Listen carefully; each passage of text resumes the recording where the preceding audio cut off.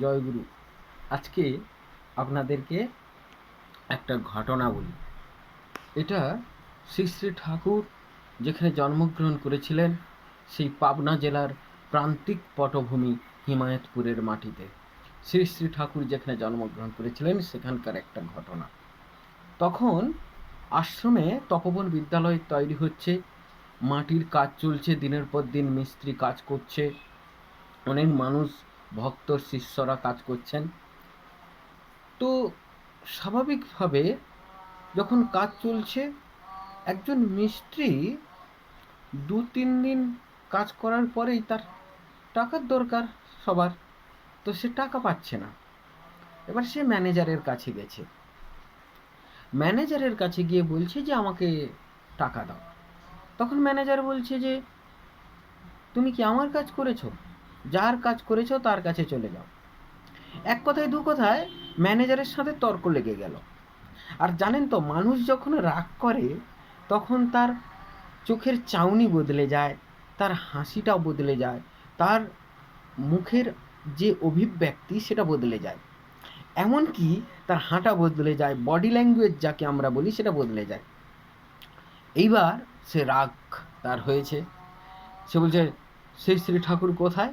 বলছে ঠাকুর পদ্মার পাড়ে বসে আছেন। তখন বিকেলবেলা। তখন মিস্ত্রি রাগ করে বড় বড় পা ফেলে শ্রী শ্রী ঠাকুরের দিকে হন হন করে এগিয়ে যাচ্ছেন।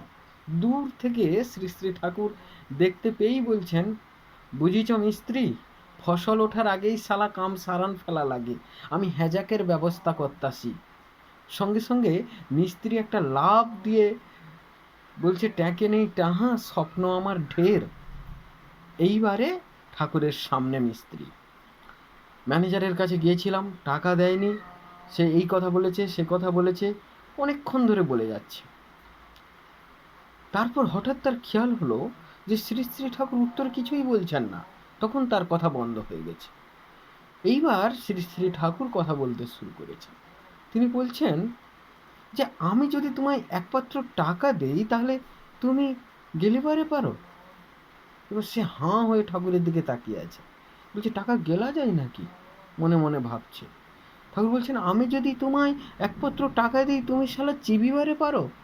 তখন বলছে আরে টাকা কি চিবানো যায় নাকি? প্রথম তিনি কারুর কাছে শুনছেন যে টাকা গেলা যায়, চিবানো যায়। বলছে শ্রী শ্রী ঠাকুর বলছেন যে টাকা চিবানো যায় না, গেলাও যায় না, তুই শালা ততক্ষণ থেকে টাকা টাকা টাকা টাকা করতেছিস কে?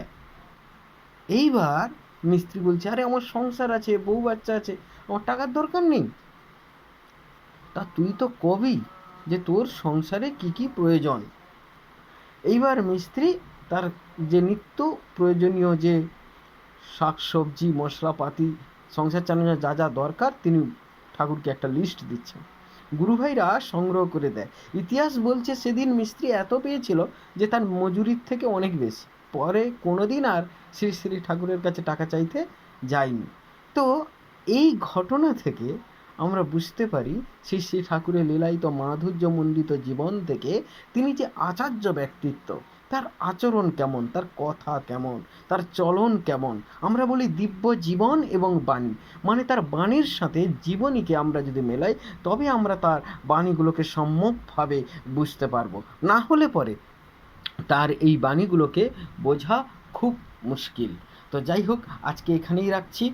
পরে আরও অনেক অনেক খুব সুন্দর সুন্দর ঘটনা এবং যাজনমূলক নানান আলোচনা নিয়ে আপনাদের সামনে আসবো। এখানেই রাখছি। জয় গুরু। ভালো থাকবেন সকলে।